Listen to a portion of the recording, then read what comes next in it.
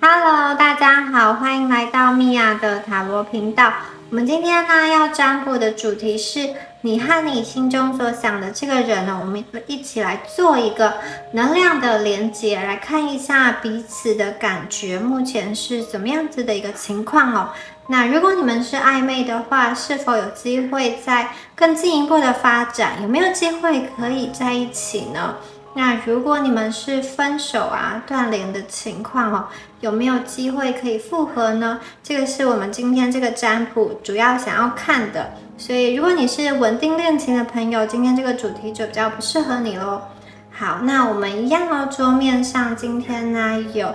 3张树叶，分别代表3组牌哦。好，从左到右，第一组牌，第二组牌，第3组牌。从左到右是第一组牌，第二组牌，第3组牌。好，大家可以凭直觉选一张你们最喜欢的那个叶子，或者是说你们现在伸出手的话，你最想要触碰到哪一张叶子，哪一片叶子哦。好，那如果选好的朋友们，你们就可以利用下方的资讯栏连接到你们那一组牌去听解牌。那如果还没有选好的朋友也没有关系哦，我们会放一段静心的音乐，大家可以一边听着音乐一边选牌哦。我们把自己一些杂念啊，还有一些各种很负面的思绪，或者是说各种很困扰你的一些心情，暂时放下。我们用一个比较放松、比较净空的心态来做选牌哦。好。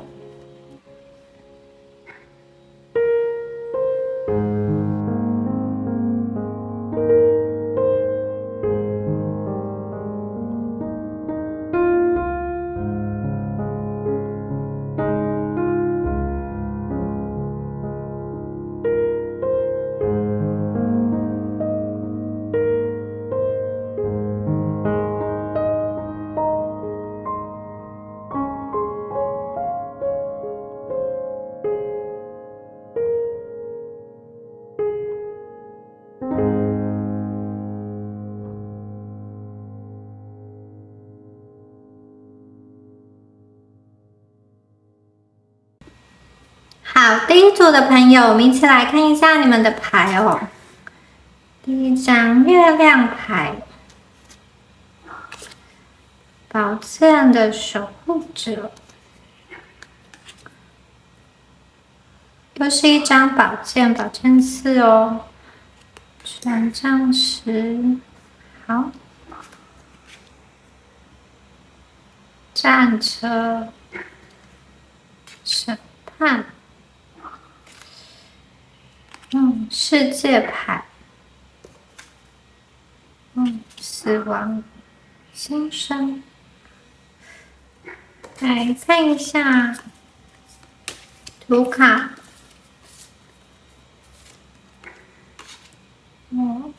野狼，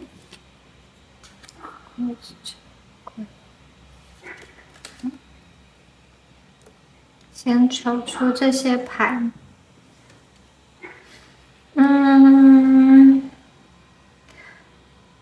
第一组的你们呢，我觉得，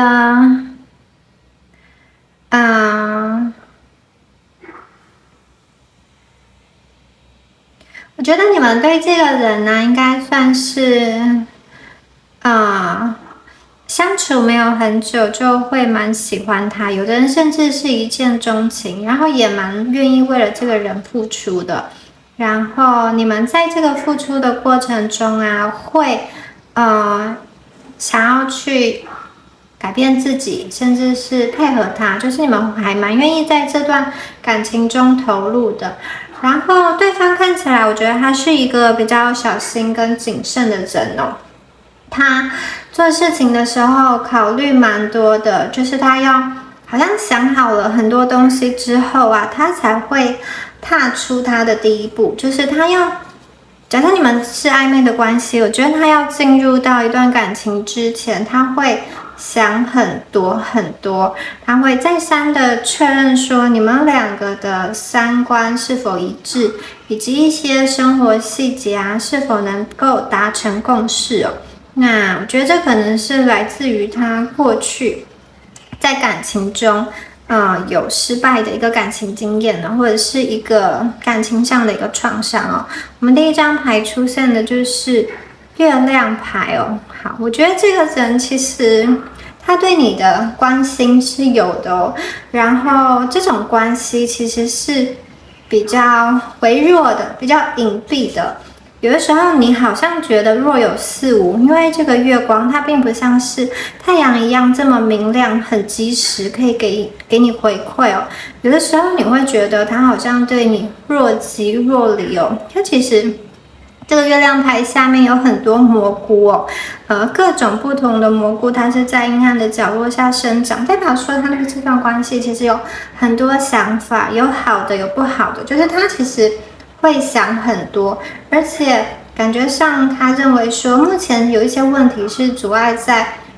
你们之间的，那他有的时候想解决，可是有的时候他好像又会想要逃避啦，就是感觉上这段关系有一点前进后退，有一点弯弯绕绕的，你们在这当中啊可能有不少的委屈。第二张牌啊是这个宝剑的守护者哦。其实这张牌的出现呢，我觉得又加深了一个，就是我觉得他是一个蛮小心谨慎的人，就是他要接收什么，就算你是主动给他一段感情哦，他也是蛮小心的在接收一些善意的，因为我觉得他好像他的头脑应该是蛮敏锐，而且是一个理智的，他是一个聪明理智的人。你有的时候会感觉上他有一点冷冷的感觉，那为什么会冷冷的？当然就是他试图想要抽离他的很多的感觉感情啊，他喜欢思考，就是他行事并不是太鲁莽的，我觉得他是一个蛮谨慎规划的人哦。假设他还没有准备好接受一段感情，他会拉开一段距离，他想要保持多一点距离，让自己有更多的弹性、更多的自由、更多的空间。好，那假设你们两个曾经是在一起的话，我会觉得这个人蛮需要一个自由自在的空间。那这个空间可能不小哦，因为他想要在这个空间保持他自己的独立性，然后在这个空间他可以做好他自己的事情。我觉得你们一部分喜欢他，也是因为他的这种敏锐独立，然后他这种保持自我的独立性。其实我觉得你们一方面被这种东西吸引，可是一方面啊，这个人好像又会太投入他自己的事情的时候，你们又会觉得说对方好像比较冷淡，或是说讯息啊要回不回的，你们有一种备受冷落的感觉哦。所以有的时候其实你们在这段感情中其实是有一点不安的，那好像感觉上常常会需要去猜测他的一个想法哦。然后接下来我们出现的牌是 Four of Swords 这张牌哦。那这张牌其实大家可以看到，他画的是一个冰天雪地之中，然后有一把长椅，长椅上斜靠着4支宝剑，它代表的是一个休息、比较静止的感觉哦。好，宝剑它已经不是在打仗了，它是一个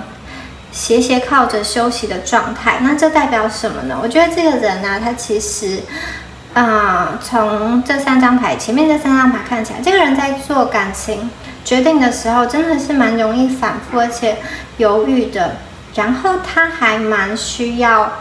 放松，就是他看待事情好严肃，我觉得，而且好压抑哦。他就是很想要把每一件事都可以理清，因为他不大想要去在他的人生中踏错一步，或者是说再踏错一步。他可能之前有过不好的感情经验，然后因为一些错误的决定，造成他承受了很大的一个后果。觉得他为了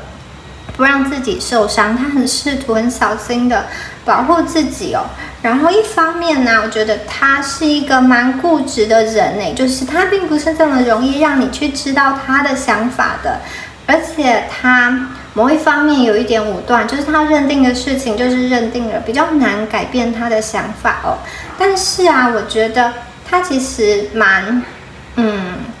他如果对你许下承诺的话，我觉得他是一个值得信赖的人。虽然他不擅长表达情感，可是他蛮实际的，就是他会给你一些看得到、摸得到的东西。他会用一个务实、自律的一个生活来给他的另外一半一种比较实质上的保障跟安全感，不是这种天马行空画大饼的一个想法。然后我觉得这个人啊，他喜欢的对象哦，应该也是认真、自律的、负责的。下一张牌是 Ten of Wands， 我会觉得他其实在身上啊担负了很多的一个责任，那有些责任是他自愿去承揽的，他甚至会主动去面对逆境，主动去挑战。有的时候在外人看起来啊，他好像负荷过重了，就是他把很多事情都揽在自己的身上，可是他就是有一种我想要挑战极限的感觉。而且我觉得这个人也不大会说不，就是他会觉得他是一个应该要去承担很多的人哦。这些东西有的东西他甚至会帮家里的其他人去承担他们的责任，或者是在他的公司啊、他的事业、他的学业上，我觉得他会去帮其他人收尾，或者是完成一些事情哦。我觉得这个人某一方面而言，他去接受这些东西啊，就是其实是希望得到其他人的信任跟好评的哦，所以他愿意去承担一些原本不是他应该承担的这些责任或者是任务，而这样做呢，确实会让他的一个主管、他的一个上司以及他的同事、同学啊，或者是他的家人很信任他。可是这个信任呢，就会变成能者多劳。我觉得他其实反而被赋予更多的责任要去做。他有的时候是享受这种被信任的感觉，可是有时候确实是这些会让他造成压力。那这个压力理所当然的就会影响到感情嘛，因为他会觉得他有太多的脑袋跟心思要烦恼感情以外的其他事情哦。如果感情对他来说又是一个他要去烦恼，或者是说两个人有一些争吵的话，他会暂时把它放在一边哦。然后刚刚说到这个人喜欢的对象啊，也是认真型的一个人哦，所以如果你们也是这一方面的人，甚至如果你跟他是有这个同事啊，或者是说事业上的合作的关系的话，我觉得你们会在一起的合作的这样子的关系啊，非常容易产生一个革命的情感。他会看到你的认真投入，以及你对他的事业的一个协助，而更加推展这段感情。然后我觉得你跟他应该是一遇到这个人的时候啊，就有一种很强烈的这个连结感。那这个连结感呢，包含一种就是说不出来的感觉，以及这种好像身体上的一个吸引力吧，就是你有一种搞不清楚为什么你就是会被这个人吸引哦。而且啊，你被他吸引之后，或者说你遇到他、认识他、深入了解他之后，你满脑子反复的想的都是他哦。而且他的一个讯息啊，一个回应啊，其实你常常会去想说，有没有其他的意思，或者是说他这么说有没有这种就是有没有什么言外之意啦？就是常常会想要去，你很想要去看透这个人，了解这个人，但是这有的时候会让你好像比较累、比较不安的感觉哦。好，刚刚说过嘛，如果你们是在一个暧昧的关系的一个阶段哦，我觉得这个人哦，他看起来是想好了之后，他就会前进。我们这边出现了战车牌，他其实现在在考虑一些东西，在考虑什么呢？你跟他的三观是否相符？还有你们两个啊，如果在一起之后啊，接下来可能会往哪一个方向发展哦？两个人在一起，只会要一起住在哪里，要不要小孩，以及双方的一个家庭啊，是否能够融合等等。我觉得他考虑的东西蛮多的，他就是一个会想很多的人。那他一旦在决定了之后，他其实就会像这个战车牌一样，有一点拨云见日的感觉。一开始啊，这个船呢是暗的，好，然后好像有很多的这种岩石啊在阻碍的，可是其实往前走之后，就看到了光明，就看到了出口。所以我觉得这个人啊，他一旦想通了之后，他的行动是很快的，他会。他确定这个东西，或者说确定这个人，确定你是他要的之后，他的行动力就会变得很快。那目前呢，他的行动是慢的，因为他正在审思自己哦，也包含了他自己。他除了想你是不是适合他之外，他也包含了他在想说，他究竟可不可以跟你相处得来，可不可以给你一段好的一段感情，因为他很重视感情，又越重视啊就越害怕，所以他其实在感情里面啊是蛮小心翼翼的，然后他也是害怕受伤的，就是他怎么说呢，有一点因为太在意，然后太害怕搞砸了这段感情，所以他就要更加的小心翼翼的前进哦。然后我在这边还看到有一点啊，我觉得你们当中啊有一些人哦，可能是这种好像也是一个讲话比较怎么说一针见血，或者是说你们能够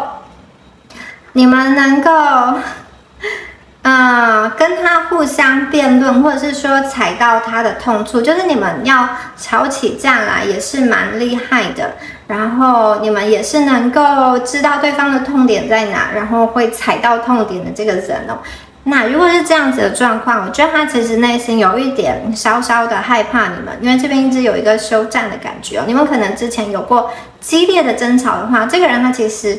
会觉得他并没有这么喜欢吵架，因为只要是说他身边有太多需要去忙的事情了，如果感情又要一再的去磨合，或者是说透过争吵来磨合，他其实会蛮累的。那他会有一种我想要先休战，先放一边的感觉。好，如果你们呢，是这种分手断联的一个状况啊。我真的觉得你们过去在感情中，双方啊都承受了很多的压力哦，包含两个人价值观啊需要去磨合，以及生活习惯啊，或者是说外界啊有其他人的一个介入等等的，然后你们的这些争吵会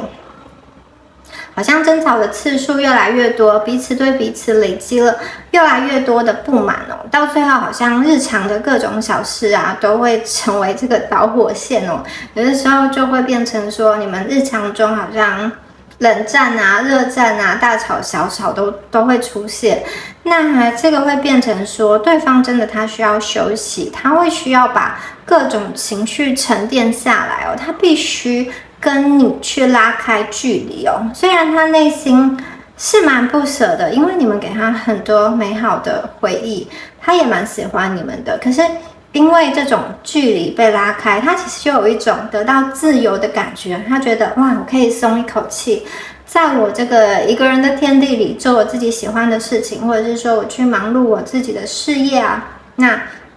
有一种稍稍这种放松解脱的感觉，然后可以待在他的小的天地里。所以怎么说呢？分手对他来说啊，好像也有一种某种程度的释放啦，就是一个交杂的感情哦。虽然不舍，可是他也放下了某一部分他没有办法处理的事情，没有办法处理的压力哦。好，所以我觉得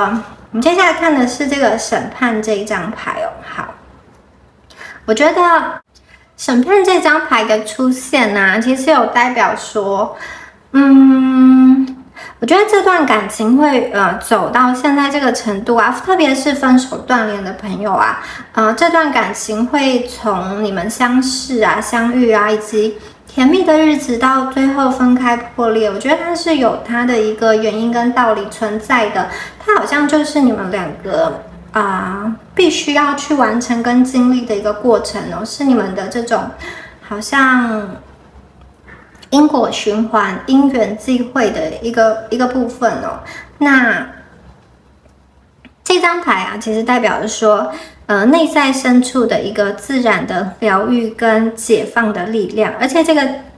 疗愈跟解放的力量会对你自己还有他都造成一个奇迹般的一个效果所以，这张牌的出现，我会觉得你跟你要问的这个人你们之间是有转圜的余地是有变得更好的一个可能。所以，如果你要问复合，我觉得是有机会的。那它的重点就在于，你必须要去寻找这段关系中真正对方想要的是什么，以及阻碍你为什么没有办法去给对方他想要的东西，或者是说，如果你是一个会在关系里，有些人会这样，你会主动去破坏一些关系，你会主动去说反话，或者是说气话，说伤人的话，你想要透过这些话，好像刺激对方，让对方感觉到痛，感觉到受伤，来证明他对你的爱。如果你是用这样子的方式其实我觉得这张牌的出现会代表说你需要去了解自己为什么要一再的这样做，因为这样做其实会伤害到对方，然后你们之间如果有一些表达上的误会，我觉得他需要将事情澄清。然后这张牌也代表的是一个原谅你要做一个准备的动作，你要准备去原谅，不管过去对方曾经对你说什么，或者是说伤害了你，我觉得你们需要去在心里释放那种受害者的感觉不要以受害者自居，你可以选择不受伤。当你选择不受伤的时候，你其实就会从一个好像艰难的状况，或者是说你会从一个死巷中找到一个新的活路，新的出口。你会觉得你被解放了，你会觉得你被释放了，你会觉得你放松了。当你放松下来，自然而然的，你们之间的关系也会有变化。这个僵局呢是可以被打破，你们是有机会可以再续前缘，然后可以达到一个像世界一样圆满的一个状况，修成正果的状况。但是前提是什么？你们必须要经过这个蜕变，死亡的一个蜕变好，这个蜕变有点像是说，你把旧有的自己打破了，你走到审判之门之前你要把自己进行一个蜕变。就是如果说你现在是一个就是很习惯追着对方要答案要回应的人你把对方逼得太紧的话，你可能要换一个方式来对待他，否则你用旧有的方式可能会加速他的一个逃离那这边这个蜕变除了你要进行提升跟改变之外，对方也有他需要经历的课题也就是说当你们两个看这段关系的角度可以以一个新的姿态，或者是说一个更加成熟的感情观去面对彼此的话呢，这段关系再续前缘的机会就蛮大的。但是我觉得这当中会需要经历过一段的时间，要走到这个审判之门之前，我觉得他会需要一些耐心，特别是你这边会需要一些耐心的等待。然后我觉得有的人你们可能甚至就是你们两个在复合再续前缘之前，你们两个可能会经历过其他人就是经历过其他段的感情，然后因为这些感情的经历，你才真正懂得一些事情，你才能够真正完成这个蜕变。有些人的情况是这样子的。然后我们接下来再看到刚刚抽的2张图卡，一张是这个野狼，一张是鬼。其实对方真的蛮想念你们的，我觉得你们有点像是幽灵或者是说鬼魂一样就有点缠住的感觉。这种缠住会让他不经意的想起你就是想忘记也没有办法忘记然后这种缠住我觉得有一种又爱又恨的感觉。他一方面回忆起你们的时候是很美好的，有一些很甜蜜的东西。可是，一方面同时啊，他有时候又想到一些，哇，你们吵得很凶，或者是说有一个总是无法跨过的这种坎，他就会觉得这些东西啊，会让他想起来很心碎，也很心酸。为什么就是有一些阻碍，或者说有一些现实的课题，他就是没有办法去解决呢？所以这些问题啊，或者说这些思绪啊，好像就像鬼魂一样，一直萦绕在他的这种心头哦。然后我们上面这张牌啊是野狼嘛，我刚刚说过，他其实是一个蛮需要他个人空间的人哦。他这个时候啊，前面的权杖十，我一直觉得这个人感觉蛮累了，他需要休息了。好。他需要休息，所以他其实蛮需要一个空间，安静的空间，一个心灵的避风港。如果说目前他的感情上是没有可以去支撑、提供给他这样子的一个温柔的空间的话，我觉得他会选择一个人哦，因为他在感情里，他蛮希望对方给他一个温柔的陪伴，不批判的陪伴，而且配合他，支持他所做的任何决定，以及支持他做他想要做的事情，接受他的一个掌控欲。他其实是希望感情的步调可以按照他的方式来走，同时啊，他希望在这段感情中，他是一个被需要的，因为我觉得他会以他自己觉得好的方式来去付出，来对待另外一半哦。他如果很爱你的话，他其实真的会把全世界都给你，他会很专注的投入在这段感情中。可是呢，如果一旦这个感情发展不如他的预期，我觉得他也是退得很快，他也是一个很内在胆小的人哦，他也会表现得很冷漠，所以有的时候他给出的爱的能量，我觉得没有这么稳定哦，有的时候非常的热烈，很投入，可是有的时候碰到困难的时候，他好像又会退缩了，特别是他很怕争吵，很怕这个问题他没有办法解决，或者是说两个人没有办法达成一个协议或者是协定哦，他也不喜欢对方一直好像很委屈的勉强自己在配合他，好像是会变成说他很像是一个坏人一样，他也不喜欢这样。所以我觉得如果你们要等这个人哦，如果你们是这种分手的状况，期待跟他再续前缘，两个人真的就像刚刚说的，都需要进行一个蜕变，然后呢，可以一个更新的姿态来面对对方哦。特别是我觉得他看到你由内而外的改变的话，其实你们这一组复合的几率很高。那如果是暧昧的话，我就觉得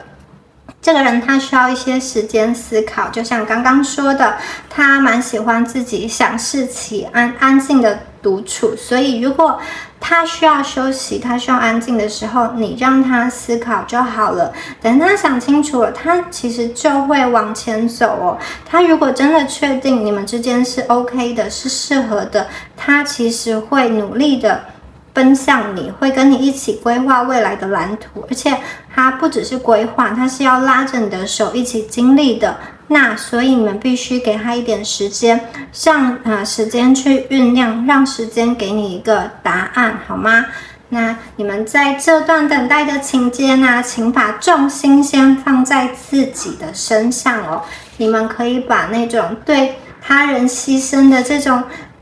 感情啊，跟或者是为他人付出的这种力量啊，先用在自己的身上，去提升自己的内在跟外在，或者是说呢，你就好好的让现在的自己更加的快乐。这个也是有助于你跟他之间能量连结以及能量加深连结的一个方式哦。你这边的正能量以及这种频率是会传达到对方那边的，他会受到这种震动所吸引。好，以上就是第一组有关你们今天的解牌咯，希望今天的解牌对你们有帮助哦。那如果有任何问题，都欢迎在下方留言哦。好，那就祝福选到第一组的观众朋友咯，我们下次见，拜拜。Hello，选到第2组的朋友，我们一起来看一下你们的牌哦。好 ，Child of Swords， 权杖9 ，That's Four of Wands，It's Four of Pentacles。好。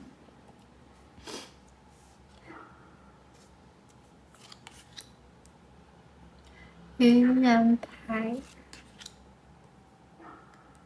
，Devil， Love，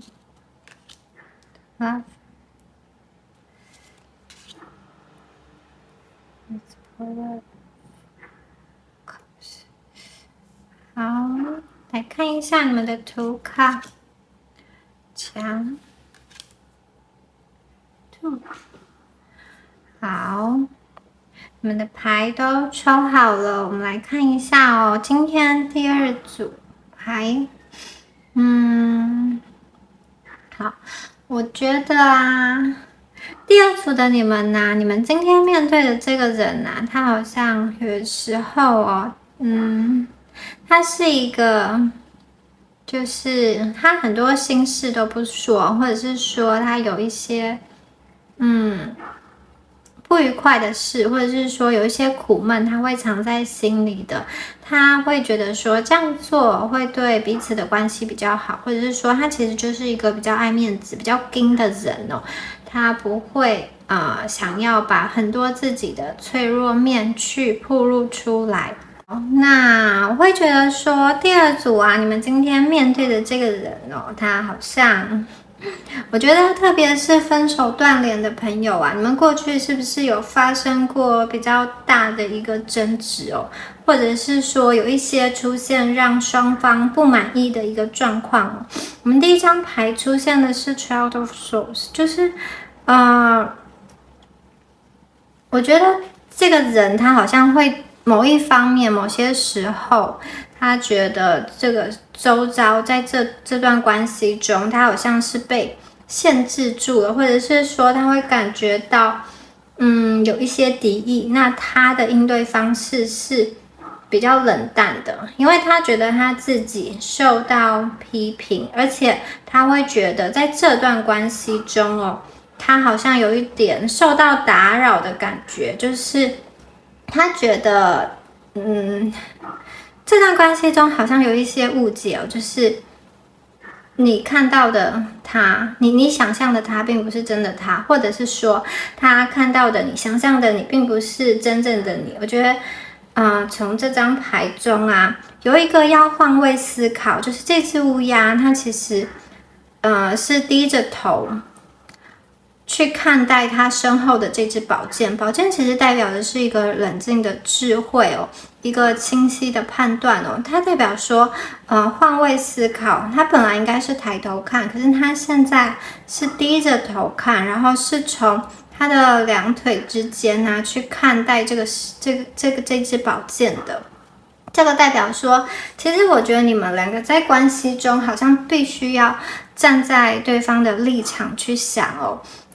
感觉上过去啊，不知道是你还是对方，就是有一方会一直翻旧账，会一直咬着一些过去不愉快的事情哦。那其中一方啊，如果想要解释的话，就会觉得说不知道该如何解释，好像说也不对，不说也不对。那在这段关系中，我觉得有一个人好像觉得特别被限制住了。特别觉得在这段关系中难以舒展，难以表达他真实的自我，然后他内心有一种好像有一种比较不满跟不平的情绪。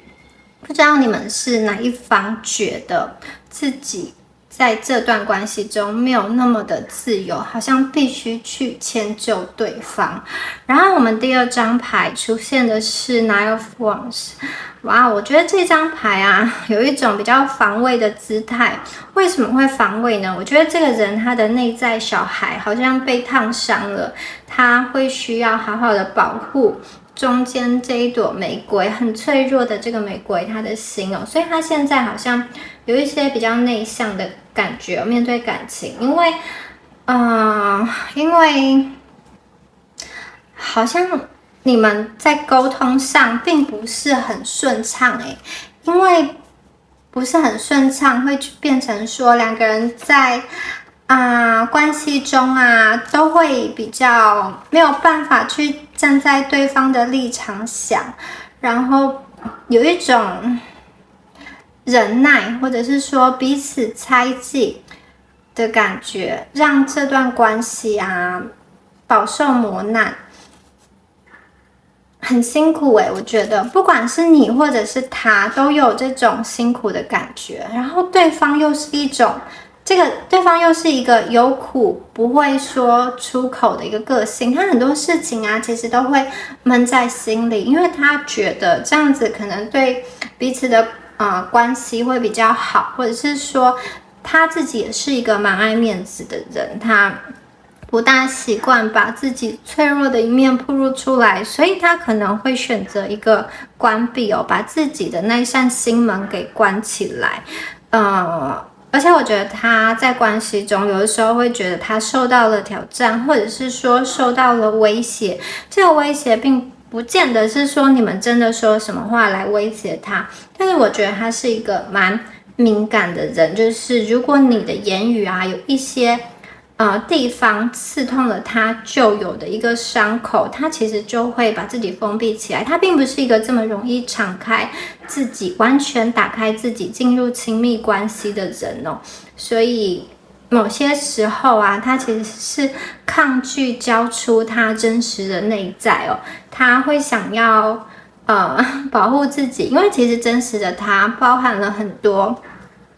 不安、敏感，以及一些旧有的伤口，还有比较胆小的那个部分，他这一面是不希望让别人看到，也不希望让你看到的。那也因为这种封闭我觉得变成说你常常要去猜对方在想什么，然后造成你们中间可能会有一些误会。这种误会其实渐渐的好像会消磨你们两个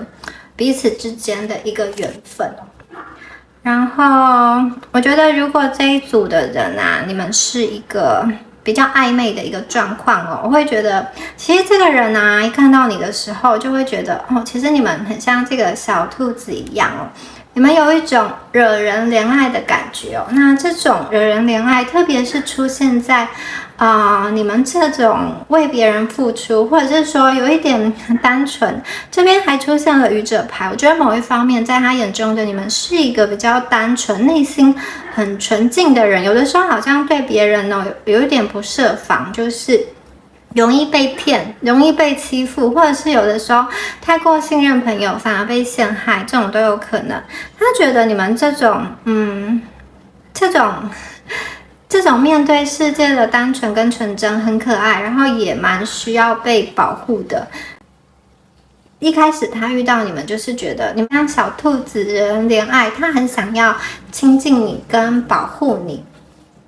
那如果是分手断联的朋友我觉得他其实是最初在跟你相处的时候，他其实是有认定你的，而且是有好好的想要跟你走下去的想法然后这个人他是这样子的，就是他对于感情他是属于慢慢的加温，慢慢的加温他会一边观察一边投入。然后我觉得他也是一个蛮算是务实的人，就是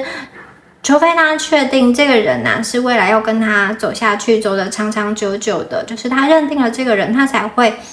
整个付出去，整个掏心掏肺的付出，不然他会稍微有一点保留，因为这个人他感觉上他之前在感情中是有吃过亏，或者是说他有被伤害过，有的人甚至是有过这种被劈腿，或者是他有一段之前的婚姻的结束。他走了一些，就是在婚姻上他走过一些冤枉路，走过一些他不想要去经历的事情所以他在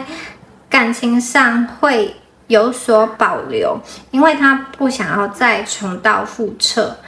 然后这边出现了一道墙这个墙中间有一个小小的眼睛，大家有看到吗？我觉得对方好像目前的状态是他其实是把自己保护起来，他筑起一道墙，你们并不是这么容易接近他哦。如果你们要接近他，你们可能要翻墙哦。可是呢，他其实自己开了一个门，然后他在这个门之间呢，他露出了眼睛，偷偷的在观察你们哦。如果你们不小心跟他对到眼，他可能又把这个门关起来。我觉得他是属于一个默默的观察你，偷偷的在观察你的状态。我们这边有出现 Explorer of Wands 跟 Explorer of Pentacles， 代表说这个人目前在他的生活中，他有他想要去追寻的事情，追寻的目标，甚至我觉得有些人的他是处于一个比较竞争的环境，然后他有一些新的项目要开展，或者是说新的计划要开展。有的人可能是换了一个这种工作上的组织，或者是说他被指派了一个新的任务，或者是他的职位有所这个升调。他的职位有一些变动，有的人是居住地的变动，有的人好像是学校的一个转换，可能去读了新的一个课程等等的。那所以我觉得他生活中目前是有挑战的，有竞争的，而且他对于这个挑战跟竞争是野心勃勃的，他想要把它做好，他想要将它完成，而且这个人他蛮努力的，在实现物质世界的一些成就财富，他蛮重视现实社会的，就是他很重视面包哦，他并不是一个会为了爱放弃江山的人，我觉得不是哦，他是希望两者平衡的，他很重视这个物质世界的实现跟自我成就的这种名声他非常需要这一块来作为他内在的一个自我肯定。掌声，或者是说一些头衔，还有外人的一些肯定，对他来说都是重要的。所以我觉得他其实现在有蛮多事情要忙的。那一方面，他这种忙碌也是对于他而言是可以分散注意力的一件事情哦，因为我觉得过去看起来在这个关系的一个纠结中的一个状况，他自己也不好受。然后某一方面，如果他没有办法给你们长期承诺的话，他也会觉得好像有一点亏欠你们。这个人他其实也不想要耽误你们。我觉得你们有一些人可能是处于一种异地远距离的状况，或者是一个三角恋，这个三角恋又更加纠结。所以我觉得他表面上是冷淡的，他其实是因为把自己封闭起来。为什么呢？因为他觉得他在这段感情中其实找不到一个施力点去开展，或者是说在过去他曾经努力克服，但是外在确实有一些阻力啦，然后他觉得心灰意冷太多次了，所以他目前暂时是把自己处在一个封闭，在感情这一块是一个暂时封闭的状况。然后我觉得其实这个人他的出现在生命中，在你跟他的生命中，彼此都影响了彼此很多。对于你而言我觉得他好像教会了你蛮多事情的，比如说他教会你如何去爱，或者是说如何去付出，如何去信任一个人。因为我觉得如果是分手断联的朋友，他曾经是有给过你们承诺的，然后同时你也打开了他一些内在的视野，我觉得你也丰富了他的内在跟生命就是你们很容易可以在彼此的身上看见一些不同的东西，这个不同好像是你一直以来寻寻觅觅想要填补的生命那一块缺口，或是说那一块拼图。所以我觉得其实你跟对方最初的相遇是非常非常的有火花，而且是非常非常的吸引彼此的。然后我们这边还出现了这个恶魔牌跟恋人牌然后恋人牌它其实有代表的是一个选择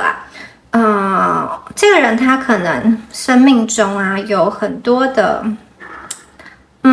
朋友嘛，或者是说异性的朋友就是有的时候我会觉得这个人分散了很多注意力在其他的事情上，有可能是他的同事吧，有可能是他的同学，有可能是他这种同好，兴趣上的同好。然后我觉得他对外人其实也蛮好的。那有的时候这个界限啊掌握的不好，会让你们在关系中没有安全感。因为我觉得这个人有时候分散了太多他的时间跟精力，其实一些不是这么重要的人身上，就是他会试图营造一个对大家都很好的形象，可是有些人其实只是在他生命中短暂的出现，或者是说只是一个短暂的交集，或者是说是一个朋友跟同事，其实并不需要付出这么多。可是我觉得他有的时候好像会因为他个人的一个形象的经营嘛，或者是说一个维持嘛，他其实对大家都还蛮不错的。然后这个人他当然也对他喜欢的对象很好，我觉得他们可能也曾经对你很好而且这种好事他会很大方的给你一些物质或者是服务，会给你一些生活上的照顾而且他也这个好也是会遍及到你身边的朋友跟家人的，就是他也会对你身边的人好，而且他也会将你介绍给他的家人跟生活圈的人。我觉得他对于一个他喜欢的人真的也是蛮付出的。但是我觉得他就是当感情稳定下来之后，他好像有一点热度有一种降低的感觉就是当感情稳定下来之后，他前面可能冲得很快，然后他之后好像又会转移到其他的注意力，他的重心就会慢慢的不在感情上了。然后我觉得这个时候就会开始出现一些争执了，因为我觉得前面被很好的对待，然后后面对方好像有一点抽离的感觉。这个抽离其实并不是完全抽离，只是说他他的重心就是移走了到其他的地方，然后你们可能在这段关系中常常会有一种失落感然后你会不知道感情应该如何继续其实你也为他改变了很多很多，像是你的一些原则你会为了他放弃，或者是说你本来坚持的一些价值观你可能也会重新的安排哪一些是重要的，甚至是说会依照他的想法去改变一些人生的优先顺序跟次序然后你们这么做其实就会有的时候好像在一个这种迷雾的森林中，不知道该怎么前进因为你会觉得你付出了很多，或者是说你等了他一段时间，可是你又不知道这段感情到底会不会有结果呢？最后会不会拨云见日呢？你再这么等下去是否值得呢？会不会你的时间你的青春就这么耗费了？我觉得在这当中有的时候有一种绝望跟放弃，想要撤退想要远离的感觉，然后有的时候好像又听到什么消息，你们又想要抱持着那个信心想要前进想要继续等然后中间还有蛮多的不甘心又爱又恨，然后也很想念，觉得自己做的不好不够贴心，但是又对他有一些埋怨，觉得他怎么没有好好对待你，中间有好多好多复杂的情绪在这张牌里面。我觉得那对方其实他也是把一个他自己的情绪压得非常深的人甚至我觉得他因为压得太深了，其实也有的时候他都没有去，他就是把自己关注了嘛，把这个情绪封闭了，所以他都是用他的理智层面在思考，他其实也不知道自己真正的感觉跟感情到底是怎么样的。我觉得你们看起来你们是比较纠结的人就是在这段感情中感觉你们是放了比较多的情绪在里面，但这个人他其实也是有的，只是他把那一部分关起来了，他在表面上都是用一些理性或者是说用一些常规，或者是说用一些他觉得对的一些价值观来处理，该怎么处理就怎么处理，但是他其实真的是把他内心的这种情绪啊压得很深哦，他只留一点点缝，让那个情绪宣泄。有的人甚至是完全不留缝的，就整个压住了，任那个情绪在内心中波涛汹涌。然后分手又断联的朋友啊，我觉得他确实曾经有复合的想法哦。在这段关系结束之后，他真的有认真的思考过两个人的问题究竟出在哪，为什么会走到这一步。他其实内心有很多的不舍，可是他这个念头好像有一点想了之后又放下了，就是他没有实际的去行动，又把自己关起来了。因为我觉得他就是有一种他想是一回事，能不能做到又是一回事哦。他会觉得这段关系中好像就是有一些东西没有办法解决，你们再次相遇又会碰撞的很激烈，或者是说又会被一些阻碍所隔开，所以他觉得他不知道要怎么跨过那个坎，那个坎可能是你们个性上根本的不合，或者是说不同一个价值观上根本的一个背离，所以他其实面对你的时候，他也会有一些不知所措。然后刚刚有提到嘛，就是在这段关系中，有一个人哦，或者是说双方哦，好像就是会一直抓着错误不放，让另一方很有罪恶感，然后又很希望对方可以去赎罪，然后说话的时候行为啊、言语啊，又会一直踩到对方的痛点。我本来犯错的那一方啊，一开始其实是有愧疚的，可是后来啊，他反而觉得哇，你太超过了，或者是说他会觉得说错不在他，其实是你造成的，你促成的，或者是说你推动了这件事情、这个行为、这个结果，其实对方也不大想要承认自己是错的，也因为不想要承认自己是错的，我觉得他也会用一种比较防卫的姿态，他可能会去先指责你，或者是他为了合理化自己的一个行为，我觉得他有可能会也去不断的嫌弃你。这个是某一些人，我觉得你们会遇到争吵激烈，会有这样子的一个状况哦。好，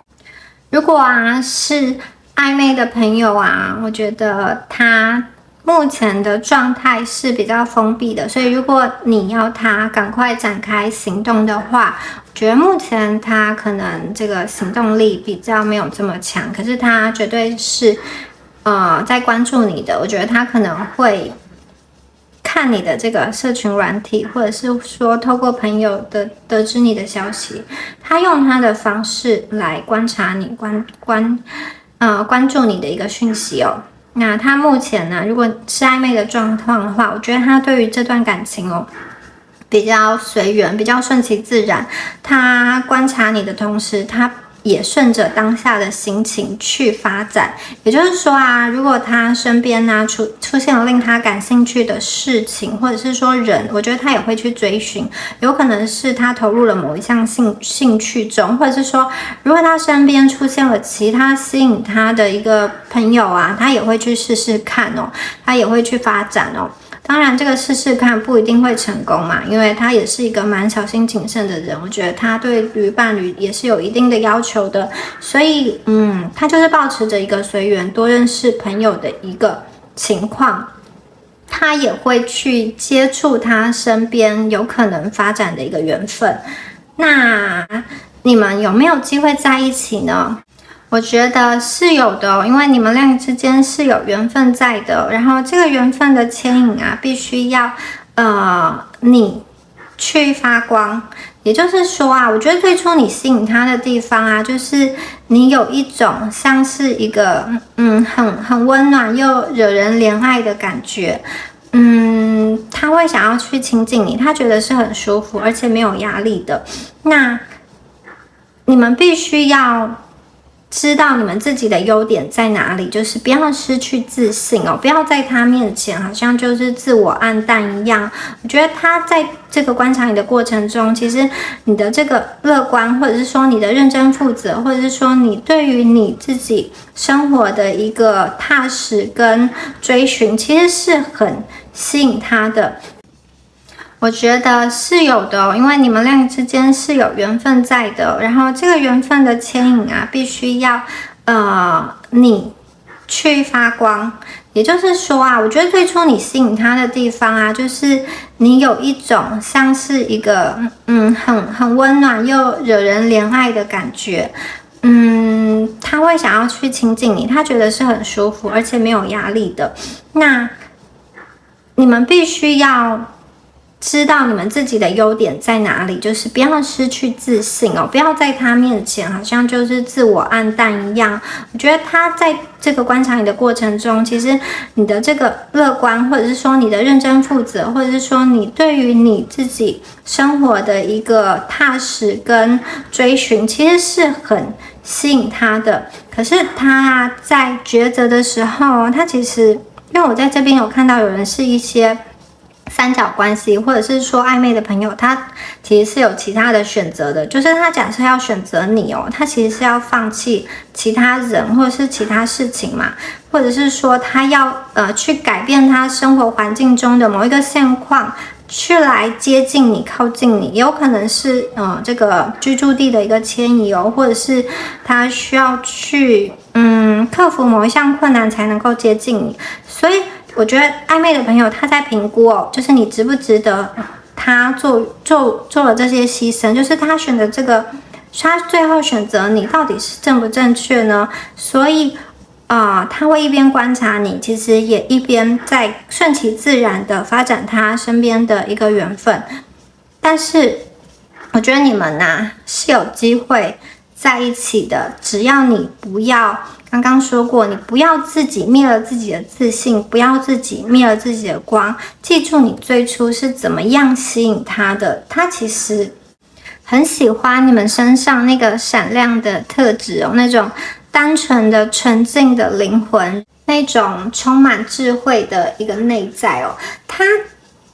在去接触其他人的时候，他没有办法在其他人的身上找到同样的频率，所以你们要就是坚持自己的一个方式跟走自己的路哦。你们身上是有很多爱跟光芒，这个爱跟光芒你是能够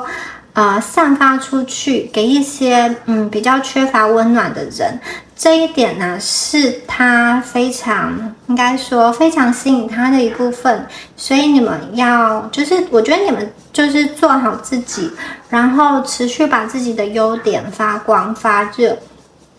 就会在你跟他的缘分牵引上有很大的帮助。暧昧的朋友啊，我觉得你们在一起的机会是有的，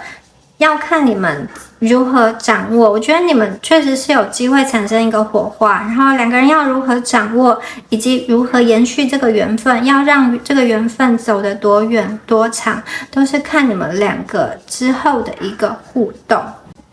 那如果呢，你们是分手断联的朋友啊，我觉得你可能就是暂时不能期待对方对你会有太大的付出。虽然我知道你们可能在这段感情中啊，好像就是因为这段感情已经苦恼了很久，我觉得有的人可能吃不好也睡不好，然后就有一种以泪洗面嘛，应该有的人是有经过这样子的时期哦。可是这样子的时期终究会过去哦，就是这个绝望感，我觉得会随着时间慢慢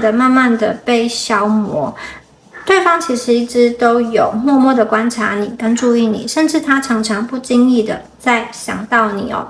然后我觉得有些人的他啊，就是分手断联的朋友，你们有一些人对应到他，其实他有试图着好像去寻找另外一个人，他想要开展另外一段感情，不知道是他可能透过朋友介绍啊，或者是交友软体等等，他其实有在试图的想要投入一段感情，所以我觉得看起来啊，并没有很顺利，或者是说他曾经投入了一段感情，又觉得跟对方不是他所想要的那个样子，不知道为什么他常常想到你们，想到跟你在一起的一些回忆啊，或者是说两个人的一些共同的这个纪念日哦，或者是说共同去旅行的一些甜蜜的回忆吧。我觉得有很多很多的画面会在他的脑海中出现，他的内心藏有蛮多的思念的情绪哦。你们之间遇到的问题啊，有的时候不是单靠两个人就能够解决的。但是我觉得宇宙啊，会在一个适合的机缘下，出现一个转换哦。也就是说，我觉得分手断联的朋友，你们会不会复合是有机会的。那这个机会会来自于，我觉得，他可能是一个贵人吧，或者是说出现了一个事件，一个转折点。那这个人或者是说这个事件会让对方哦，他会从中学习到一些他过往没有在这段感情中看到的事情哦。我觉得他会因为这件事或者这个人被提点，从不一样的观点来看待感情哦。他也许会发现他过去对待你的方式是可以有所调整的。那如果是一个如果是一个人的话，我觉得这个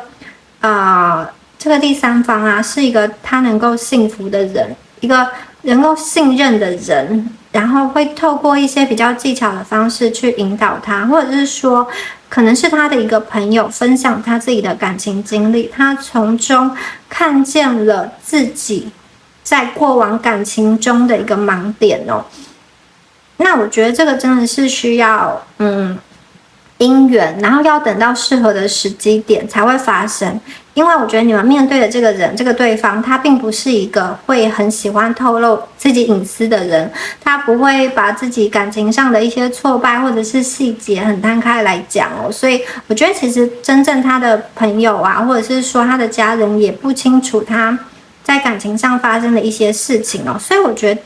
出现的这个事件，或者是说这个贵人，这个第三方，真的就是在因缘际会下来到他的生命中，而且他也是不经意的去分享他的感情观，或者是说经验，或者是说看事情的角度，让对方得到了一些自我反省的机会哦，让他可以用别人的角度来看待自己，而不是陷在自己的那个思考的圈圈中。目前呢，如果你要执意求复合的话，其实会比较不建议，因为我觉得在你们这一边呢，如果到还没有就是时间还没有成熟，双方又是用过往的模式再一次去相处的话，就算勉强复合之后，还可能会发生一个破裂。如果一直去抓着他要答案的话，他其实会产生一个压力在啦，就是他如果我觉得他会觉得说这段感情要不要继续，其实暂时对他来说没有急迫性，他其实没有急着要下决定哦，他会把暂时没有办法处理的事放一边。但是如果你要他赶快去下决定，他可能就会选择好，那就真的完全的断掉，完全的以后也结束了，不要继续。我觉得他可能会受到，如果你们一直逼迫他，他可能会受到逼迫下这样的决定。所以我觉得目前呢，分手断联的朋友，你们不要把太多的注意力放在他身上，你们去做自己的事情，你们去忙自己的事情吧。就是你们本来在做什么就继续去做，然后等到一个适合的时机点，他自然呢会有贵人去提点，宇宙自然会让他生命中发生一些事件。我觉得要发生了这件事情之后，他才会明白你们过去在感情中的付出，因为他可能只看到他要的，那如果你们没有做到他要的那个部分，他会觉得你们好像就是没有做。其实你们是蛮愿意去包容他的，就算不管他之前做了什么，我觉得他回来的话，你们其实也会就是继续接受这段感情啦。那既然是这样的话，如果你们愿意等他的话，那你就把这个时间放宽嘛，就是不要太纠结于一时，比如说几天啊，或者是几个月。对，我们可以把心情放宽，因为人生还很长，你并不是要争一时的在一起。如果你是要长长久久的在一起的话，你先把你自己的能量调整好。那么你跟他之间啊，彼此在一起，在遇到的时候，其实就会是一场能量的响应，就是双方的流动都是会很舒服的，那感情也会很自然的开展。你们只要顺着这个顺其自然，顺着这个流动，关系就会越来越向光明的地方走去。如果啊，就是太过仓促的要一个结果，要一个答案，我觉得反而会让一些旧有的感情的基础去解体，或者是说当就有一些原本就不太牢靠的一些信任、安全感啊等等更加的瓦解。所以我觉得你们要的应该是一个可以经得起时间考验的感情，对吧？那么目前当下就不要对这段感情太过执着跟用力，你可以先将自己的心境跨越到下一个阶段。不管过去啊发生了什么伤心难过的事情，总是会雨过天晴的，你总是会看到美丽的一个彩虹的。我觉得你可以多去勇敢一点，或者是多为你自己的未来啊去奋力奋斗。然后你要重新展开你的笑颜，你要重新去找到自己内在的平静，让过往的这些啊都变成你自己内在的一个养分，甚至去感恩。我觉得他也教会了你们蛮多的事情嘛，虽然他可能也伤害了你们，但是当你的念头转换了之后，其实就会给对方带来一个耳目一新的感觉。等到水到渠成，等到这个因缘际会成熟的时候，你们再次见面，我觉得这段感情是有机会再续前缘，是有机会再次聚首，以及有一个新的推动的。好，以上啊就是第二组的朋友你们今天的解牌啦，希望今天的解牌对你们有帮助哦。那因为这个是一个大众占卜，所以请大家听取对应你们自己的讯息。如果你觉得比较不符合的话，你就可以再去听听看其他的选项，或者是其他的占卜哦。如果有任何问题啊，都可以在下方留言。那就祝福选到第二组的朋友咯，我们下次见，拜拜。Hello， 第三组的大家，我们一起来看一下你们的牌哦。Ten of Swords， The Tower， Six of Cups， Wheel of Fortune， Two of Pentacles， Ace of Wands。我们再看两张图卡。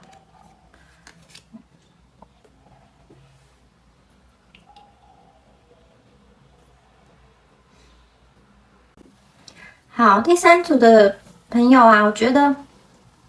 你们啊，因为这个人其实你们面对了人生中一些从来没有想过会面对的事情，从来没有想过会发生的一些情境一些场景因为它都发生了，都面对了。而且啊，我觉得你跟他之间，其中有一方，或者是说两个人都是有故事的人，就是同年纪的人啊，和你们同年纪的人，可能还在思考着如何打扮，如何吸引异性，或者是说如何赚更多钱，如何突破自己啊，找到自己的一个梦想等等的。可是你们啊，就是已经好像有这种经历了很多的感觉，像是人生的一些悲欢离合、生离死别。你跟他之间啊，可能之间有人是有过婚姻经历的，或者是说有小孩的，那也有可能两个人都有这样子的一个情况。那我觉得，因为这些事情啊，其实这个人哦，面对感情哦，蛮实际的，他是有区分的，就是他有分那种可以谈谈小恋爱的人，或者是说这个人是要能够跟他长久走下去的伴侣，他在选择上择偶的态度是有所不同的。我觉得他很实际哦，他要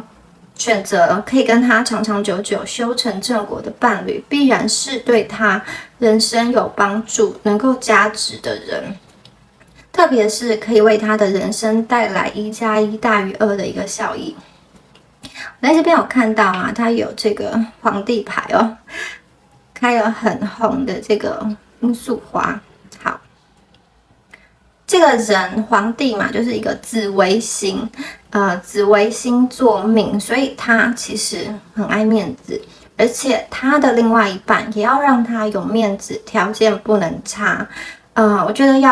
他要求另外一半应该也蛮多的，出得了厅堂，进得了厨房，在闺房里面也要充满乐趣哦。所以我觉得，如果你们是分手断联这一部分的人，必然啊，你们的条件也不差。毕竟他当初会选择你们哦，你们一定在各方面啊都是别人眼中优秀的。好，然后我还看到啊，我觉得这个人啊，其实 Ten of Swords， 我觉得这个人啊，在你们的关系中有好像分分合合的感觉，然后缺乏一个很有品质的沟通，而且这种分分合合有的时候不是单单就你们两个人造成的，我觉得还可能有其他外力造成的。有一部分的朋友啊，我觉得你们要问的对方，他是很重视家庭的，这个家庭是指他的原生家庭，或者是说如果他是有婚姻的话，他会很重视前一段婚姻，或者是说那一段婚姻的一个家人的意见啦，就是他会蛮希望他家人家庭都要认可他的另外一半，因为结婚对他而言并不只是两个人的事，而是两个家庭的一个结合，所以他其实考虑的很多。我觉得有的时候这段关系有好多其他的声音哦，这些声音让你们的关系，让你们的故事哦变得比较复杂，也走得比较辛苦，有的时候会有一些好像心被画出一道一道的伤痕，比较心痛的感觉。这张牌其实真的很痛，有非常多的这个宝剑啊，还在砍最后这个树桩哦，已经剩下一点点的树根了，他还继续在画，所以这段感情啊，我觉得会让你们走得比较辛苦。那如果是暧昧的朋友啊，或者是说这段关系的一个初始啊，我觉得你们对他而言是非常耀眼的哦，你们的包容力很强，很会照顾人，特别是你们对于自己人哦，或者是说自己的家人朋友啊，自己的爱人，特别是爱人，真的蛮好的。你们是一组敢爱敢恨的人哦，而且我觉得你们很有智慧，在感情中你们的第六感很强，所以其实对方面对你的时候，他其实也是不敢去哄骗你，或者是说不敢去轻视你，不敢去随便对待你的。虽然他有这个紫微坐命，他有的时候想要向皇帝摆出某一种架子，但其实他在内心知道你们是聪明并且有智慧的。你们这一组的人呢，假设遭遇了感情的背叛哦，或者是说你们发现感情中有第三者，如果你决定要这段感情的话，其实你们会蛮有智慧的，软硬兼施去击退第三者。那如果你们面对你自己喜欢的人，我觉得你们也是蛮热情的，就是你们会主动的示好，或是主动给对方机会。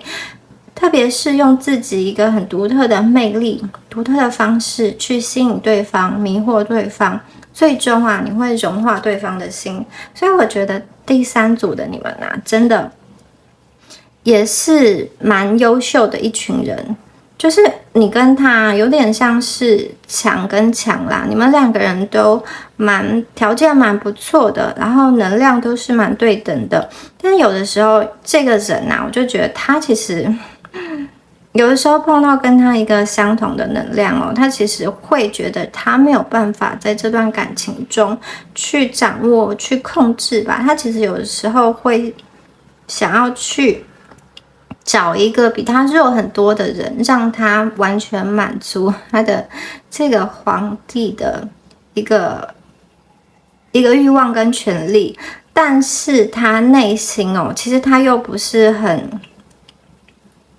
很看得起比他弱很多的人，所以这其实还蛮矛盾的。他希望他的另外一半条件很好，然后各方面方方面面都是让他有面子，不管是外在或者是内在哦，要有好看的外表，要有有趣的灵魂，然后要能够圆融大方的处理事情。好，可是他又希望这样子的人哦，在一段关系中可以完全的委身，完全的舍己，去听他的话，然后可能为他放弃了自己的梦想、自己的事业、自己的家人、居住地等等。所以其实这是不是有一点矛盾呢？就是你喜欢上这么好的一个人，可是你却又要他放弃一切，让他来配合你。我觉得在感情中他是有这样子的倾向。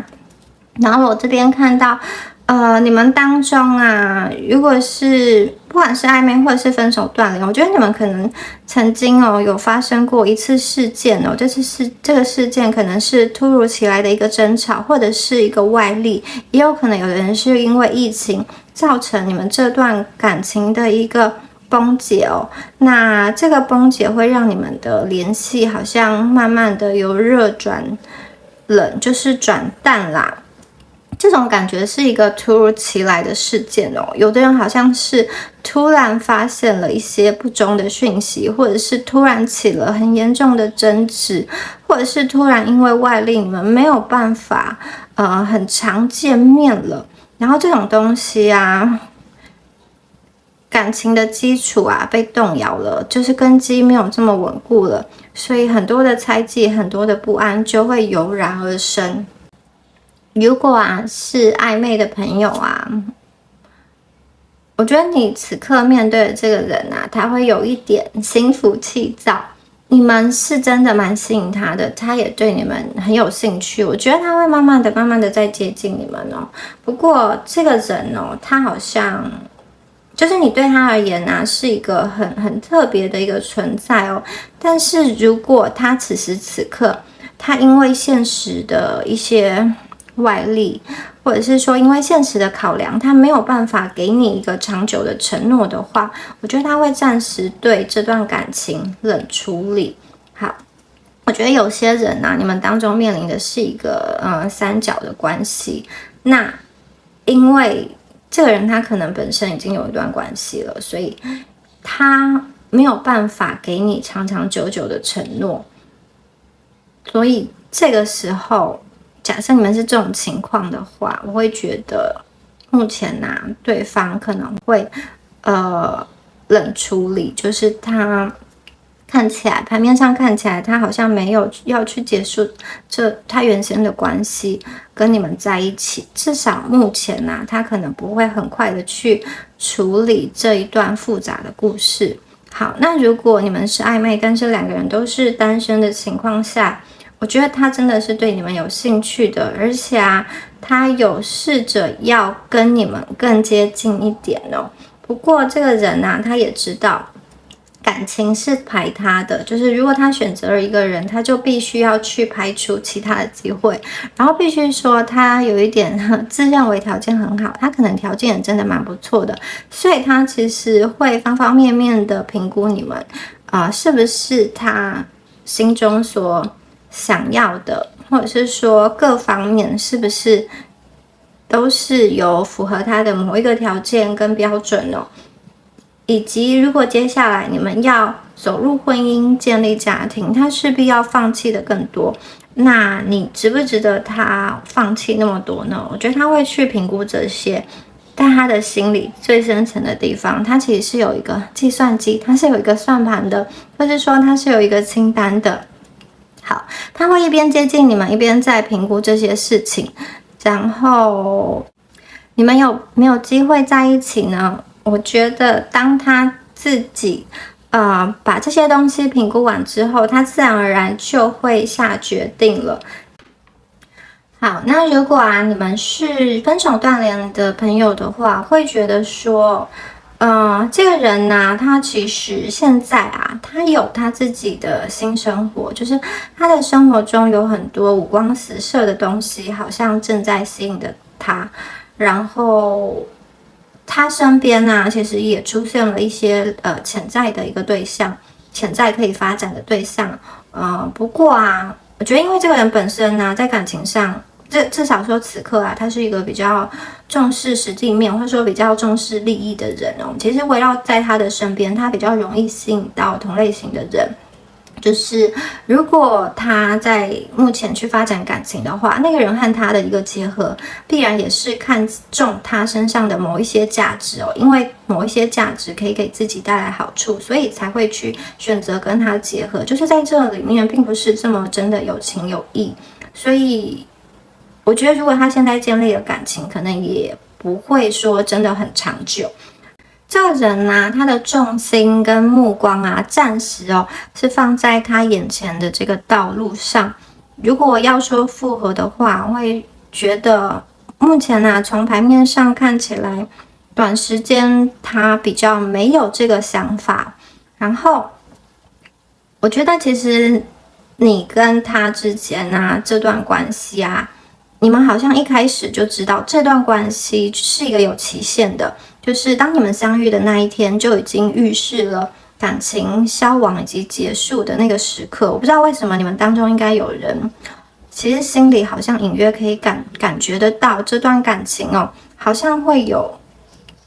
终止的这一天。但是你们要把话听完就是不要听到这边觉得很心痛，然后就把影片划掉，不要继续听了。因为我们这边出现了命运之轮，所以大家如果你要问复合的话，我觉得它并不是说完完全全的没有机会。命运之轮其实对应到很多种可能，因为命运之轮它是时时刻刻都在转动。其实人生唯一不变的事情就是变，时时刻刻分分钟钟都在变化。有的时候你人生规划的再好，都抵不过老天爷的神来一笔，也都抵不过老天爷写的那个剧本所以我觉得你们当中复合是有机会的，而且这个机会很可能是在一个你非常不经意的情况下，你们又相遇了，然后你们又好像因为余情未了而死灰复燃的感觉有的时候你们这种好像复合是一种很天马行空、很直觉力的，有可能他某一天突然经历了什么事情，因为很感性，又再一次的联络上你。也有可能有的人是在这种很放弃了、很绝望，甚至都展开了自己新的一段感情的时候，这个人才后悔想要追回你，都有可能但是这个命运之轮的转动需要一些时间去推动。我觉得现在彼此其实你们身上都带着一些过往的伤痛，因为过往这段关系让你们自身造成了一些磨损特别是你这边我觉得你们好像就是你不知道你自己究竟还可以为这段感情做什么。即使你很愿意去做，很愿意去努力改善，愿意去尽你最大的全力去挽留，或者是说去让这段关系更好转一点，可是你们有一种无能为力、无力施展的感觉。你们在这段关系中的情绪是很满的，而且其实你会想要试着做很多事情让它去好转。我想要跟你们说的是，其实你可以学会放过你自己，了解你自己的极限既然已经发生了某些事情它是不可能逆转的，你就暂时把它放一边，或者说暂时可以面对的话，你就去面对。其实，有了这个逆境之后啊，你能够去接受跟面对之后，你才会更强盛。你经历过人生中的山穷水尽之后，才会有绝处逢生的一天哦。而且，我觉得这一组的朋友啊，其实你们很重要的是探索内在的自己啦。我觉得你过去对应到的这个对象啊，这边有出现白手套，其实他是一个蛮重视感官，而且也希望生活可以过得很精致的人，特别是在一些物质层面他是有追求的。某一方面，我觉得你们跟他在一起的时候，也是会去喜欢一些很精致啊、很有仪式感的东西等等的。那这些东西啊，没有说不好，只是有的时候太过追求会迷失于外在的一个虚像，所以你们可以转而探索内在的自己哦，去想说你真正想做的事情是什么。你不必等待人生中出现另外一个人来陪伴你一起完成那些其实你自己一个人就能够完成的事情哦。所以其实生命啊，有的时候要学会放手，放手一些自己没有办法掌控的事情哦。那生命它没有特别的一个时间表，有的时候你往前走，你有的时候也可以稍稍的后退。你走不一样的路的时候，其实也会看见不一样的风景哦。我觉得这组的朋友啊，你们前方是有新的脚本在等着你们的，有新的人在等着你，在前方有一个新的舞台已经为你搭建好，并且在等着你的到来哦。这段感情啊，这个关系的终结啊，其实就像是你生命中的一个分水岭，一个转折点。其实你们一直以来啊，都做了好多的努力，可是却始终达不到心中所期待的感情的样貌，也不知道要怎么让这段关系更加好转。在这个时候，你们比较重要的是学会放过自己哦，学会去了解自己的一个极限哦。当你做好了你这边这一部分的功课的话，我觉得对方啊，他其实内在也要相对的提升，才能够去与你匹配吧。就是因为你们在这段感情中真的已经为他去退让了蛮多的，他这边呢也必须要相对应的去给出一些真心诚意的一个爱。你们如果再次相遇，命运之轮让你们再次聚首的话，你本身会成为他的一个命运，你会成为他一个想要去挑战的事情哦。他会向你们低头，他的姿态不会再像从前一样这么的高傲。他虽然会低头，但并不是完完全全的就听你们被驯服。我觉得这当中其实还蛮多是需要你去包容他，你去有一种舍己的爱。如果你们再次复合这种羁绊或者是说牵绊会比前一次更深，感情会更加的浓烈，因为这就真的是一种命中注定的再次的结合，再次的复合。好，以上就是有关第三组你们今天的解牌啦，希望今天的解牌有帮助到你们哦。有任何问题都可以在下方留言，那就祝福选到第三组的朋友咯，我们下次见，拜拜。